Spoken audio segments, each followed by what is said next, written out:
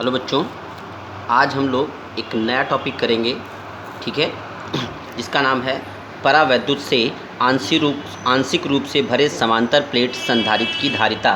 That means capacitance of a parallel plate capacitor, ठीक है, partially filled with the dielectric material.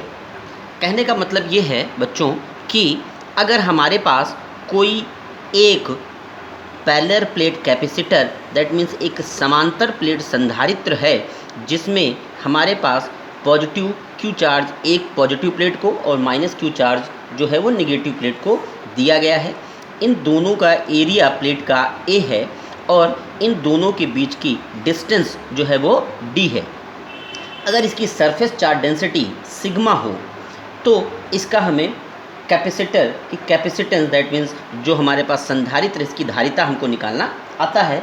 अगर मान लें कि इसमें जो डाइलेक्ट्रिक मटेरियल परावैद्युत पदार्थ भरा हुआ है वो पूरी तरीके से ना भरा हुआ, पार्शली भरा हुआ है, आंशिक रूप से भरा हुआ है।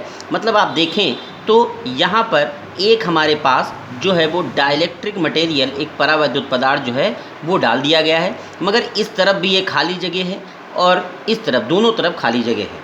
तो ये पार्शली भरा हुआ है, दैट मीन्स आंशिक रूप से परावैद्युत पदार्थ जो है इसके अंदर डाल दिया गया है। इस परावैद्युत पदार्थ का जो परावैद्युतांक है वो के है, दैट मीन्स इसकी जो हमारे पास डाइलेक्ट्रिक कांस्टेंट है वो के दे रखा है। तो इसका हम कैपेसिटेंस कैसे निकालेंगे, क्या करेंगे, इसको आप समझ लीजिए, ठीक है। अब इसको अगर आप समझ लेते हैं, जो प्रीवियस टॉपिक थे हमारे पास जिसमें हम लोग संधारित्र की धारिता निकाल रहे थे, दैट मीन्स कैपेसिटर की कैपेसिटेंस निकाल रहे थे, वो फुल्ली फिल्ड हो या जिस तरीके से भी हो वो आप इसी से कर सकते हैं। कैसे कर सकते हैं मैं आपको बताऊंगा। फिलहाल आप यहाँ पर देखें तो अगर हम मान लें कि जिस इसमें आप देखें तो यहाँ पर डाइलेक्ट्रिक मटेरियल भरा हुआ है, मगर इस वाले पोर्शन में और इधर वाले पोर्शन में, दोनों पोर्शंस में हमारे पास जो है वो क्या दे रखा है, वो वायु भरी हुई है, ठीक है, वायु एयर भरी हुई है। तो अगर एयर भरी है तो इस एयर का अगर हम लोग इलेक्ट्रिक फील्ड इंटेंसिटी, वैद्युत क्षेत्र की तीव्रता अगर ई नॉट हो तो इसकी वैल्यू आपको पता है सिग्मा अपॉन एप्सिलॉन नॉट होती है। सिग्मा की वैल्यू आपको पता है, सिग्मा इज इक्वल टू क्या होता है, Q अपॉन ए होता है। तो यहाँ से Q upon A epsilon not हो जाएगा, ठीक है। इस तरीके से हम ले सकते हैं।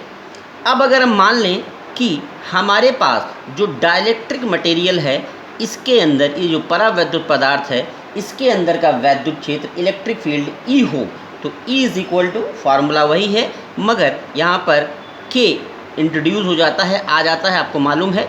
सिग्मा की वैल्यू वैसे ही रखेंगे, Q अपॉन के ए एप्सिलॉन नॉट, ठीक है। अब हमको मालूम है कि C इज इक्वल टू होता है Q अपॉन V, ठीक है। मतलब Q तो हमको पता है मगर हमको V चाहिए, है ना। तो V चाहिए, पोटेंशियल चाहिए, विभव चाहिए, तो कैसे निकालें विभव। वैसे तो हमको मालूम है विभव का फॉर्मूला, पोटेंशियल का फॉर्मूला E इंटू डी होता है, परंतु यहाँ पर ये फार्मूला हम नहीं लगा सकते। ये फार्मूला लगा तो सकते हैं मगर कैसे लगाएंगे, क्योंकि यहाँ पर दो चीज़ें हैं। इसके अंदर का पोटेंशियल अलग होगा क्योंकि मटेरियल है, डाइलेक्ट्रिक मटेरियल है, परावैद्युत पदार्थ है, और वायु एयर वाले पोर्शन का अलग होगा।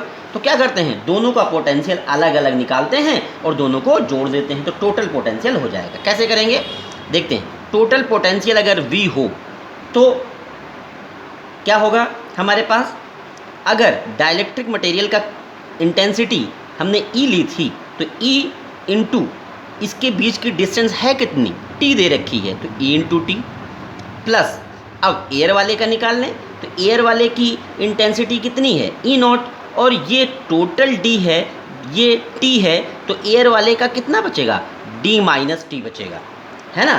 तो ये हमारे पास आएगा।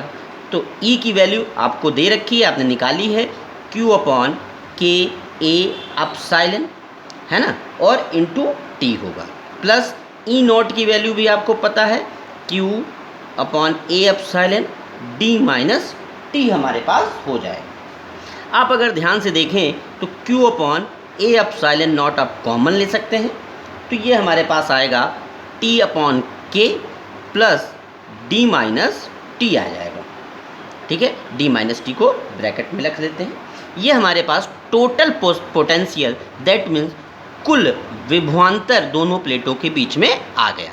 अब अगर ये आ गया तो हमारे पास फार्मूला है कि C इज इक्वल टू क्या होता है फार्मूले में, Q upon V। Q charge है, दोनों प्लेटों के बीच का चार्ज Q दे रखा है। V आपने निकाली है, क्या निकाला है, Q upon A epsilon not, है ना, T बाई K और plus D minus T। Q से Q कैंसिल हो जाएगा हमारे पास। ठीक है, अब आप देख रहे हैं A एप्सिलॉन नॉट ऊपर जाएगा और नीचे आएगा हमारे पास क्या आएगा, D माइनस टी, इसको पहले लिख लेते हैं, और T बाई K लिख सकते हैं। ठीक है, ये हमारे पास इस तरीके से लिखा जा सकता है। ठीक है, ये हमारे पास वैल्यू है। अब और थोड़ा मॉडिफाइड करना चाहें इसको तो क्या लिख सकते हैं, A upon epsilon D minus, यहाँ से T कॉमन ले लो आप, है ना, तो T अगर कॉमन ले लोगे आप, माइनस का T, तो अंदर क्या बचेगा, 1 माइनस 1 अपॉन क्या आ जाएगा, ऐसे भी इसको लिखा जा सकता है। तो ये हमारे पास कैपेसिटेंस आ गई, धारिता आ गई, कब, जब किसी भी परावैद्युत पदार्थ किसी भी समांतर प्लेट संधारित्र में आंशिक रूप से भरा हुआ है। दैट मीन्स जो डाइलेक्ट्रिक मटेरियल है वो पार्सली फिल्ड है किसी भी पैरेलल प्लेट कैपेसिटर के अंदर। ठीक है, ये हमारे पास दे रखा है। अब देखिए, यहीं से मैं आपको बाकी निकालने की बात बताता हूँ। जैसा फर्स्ट हम कहते हैं कि अगर प्लेटों के बीच में ठीक है, क्या है, पूरे स्थान पर निर्वात है, पूरे स्थान पर निर्वात है, मतलब वायु भरी हो, या तो कहने मतलब ये पैरेलल प्लेट कैपेसिटर है, ये प्लस क्यू है, ये माइनस क्यू है, और एयर है और कुछ नहीं है। और अगर एयर है तो इसका मतलब क्या हो जाएगा, हमारे पास T की वैल्यू क्या हो जाएगी, 0। आप फिर से देखिए भाई, ये तो है नहीं, तो पूरा का पूरा यहाँ पर क्या हो जाएगा, D ही तो हो जाएगा, मतलब ये वाला पोर्शन 0 हो जाएगा, T इज इक्वल टू 0 आएगा। तब इसकी कैपेसिटेंस अगर निकालेंगे तो फार्मूला आपके पास है C is equal to A upon epsilon not, यही आएगा। D माइनस T की वैल्यू 0 हो गई है तो 0 प्लस 0 अपॉन K आ जाएगा, और ये वैल्यू आती है A epsilon not upon T, और ये आपको पहले हमने बता रखा है, तो आप ऐसे भी निकाल सकते हैं। एक डेरिवेशन याद करिए, उसे आप सभी कर लीजिए। ठीक है, दूसरा आप इसी में दूसरी वैल्यू भी कर सकते हैं। जैसे मैं आपको फिर से बताऊं, क्या कर सकते हैं कि मान लें आप कि हमारे पास दूसरा पॉइंट मान लेते हैं, सेकेंड पॉइंट, कि पूरी जगह पे, मतलब हमारे पास पूरे टाइम में ये पैरेलल प्लेट कैपेसिटर दे रखा है, प्लस क्यू, और ये माइनस क्यू यहाँ पर पूरे में हमारे पास दे रखा है, और जो हमारे पास डाइलेक्ट्रिक मटेरियल है वो पूरे में भरा हुआ है, इस तरीके से पूरे में K भरा हुआ है।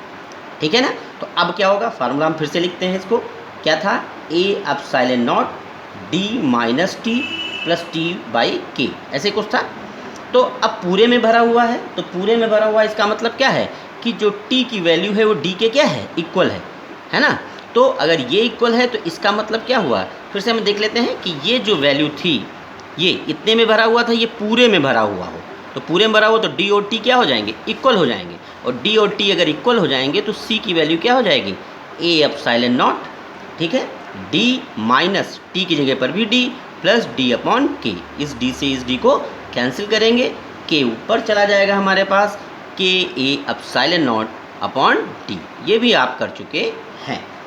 एक और बात है, अगर प्लेटों के बीच में जो प्लेट्स हैं, ठीक है, ये प्लस और ये माइनस, इसके बीच में एक मेटल डाल दिया जाए, क्या डाल दिया जाए, मेटल, एक धातु डाल दी जाए, ठीक है, धातु डाल दी जाए, पूरे में न डाली जाए, मान लें छोटे में डाली जाए, T पर डाली जाए, जो T वाला था पोर्शन उसमें डाली जाए, तो होगा कुछ नहीं, बस इतना याद रखिएगा हमेशा कि किसी भी मेटेलिक प्लेट का, किसी भी धातु की पट्टी का जो हमारे पास डाइलेक्ट्रिक कांस्टेंट होता है, जो हमारे पास परावैद्युतांक होता है बच्चों, वो इन्फिनिटी होता है, और इन्फिनिटी है तो C की वैल्यू क्या हो जाएगी, फिर से लिखते हैं हम फार्मूला, फिर वहाँ पर वैल्यू रखते हैं, ठीक है। तो ये ए epsilon naught D minus T plus T upon के की जगह पर इन्फिनिटी, और जिस किसी की इन्फिनिटी वैल्यू होती है तो क्या हो जाता है, जीरो हो जाता है।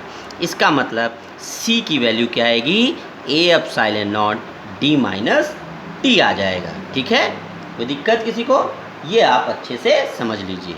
और यही अगर यहीं पर एक बात और समझ लीजिए, अगर ये जो है हमारे पास जो मेटल है वो अगर पूरी प्लेट के पूरे बीच में भर दी जाए, मतलब पूरी जगह में भर दी जाए, टी नहीं पूरे में भर दी जाए, तो पूरे में अगर भर दी जाएगी तो इसी वाले फार्मूले में जो हमारे पास वैल्यू होगी वो डी की वैल्यू टी के इक्वल हो जाएगी, और तब सी की वैल्यू जो यहाँ पर होगी वो कितनी आएगी, A epsilon naught D minus D, that is a epsilon not upon zero. और जीरो है मतलब इसकी वैल्यू क्या हो जाएगी, इन्फिनिटी हो जाएगी। ठीक है, क्या हो जाएगी, इन्फिनिटी हो जाएगी यहाँ पर, कोई दिक्कत। ठीक है, तो इसको आप अच्छे से समझ लीजिए, कर लीजिए, और कोई दिक्कत होती है तो मुझसे पूछ लीजिए। ओके, थैंक यू बच्चों।